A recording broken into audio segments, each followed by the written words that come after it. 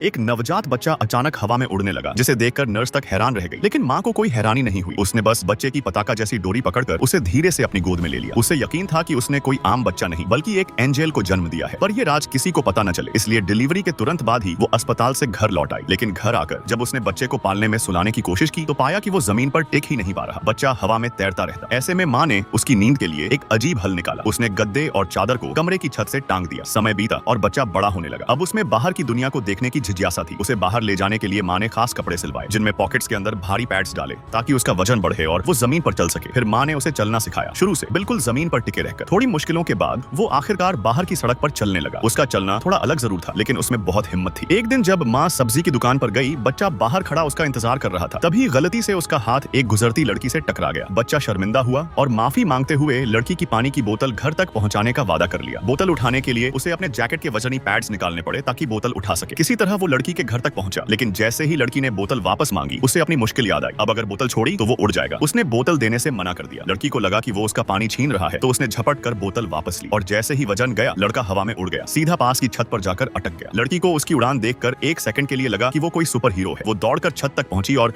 उसे नीशोए समझ से नीचे खींच लाई। अब फिर से वो उड़ न जाए, इसके लिए लड़की ने उसे अपना भारी स्कूल बैग पहना दिया और वादा किया कि ये सब वो किसी को नहीं बताएगी। बस यहीं से दोनों की गहरी दोस्ती की शुरुआत हुई।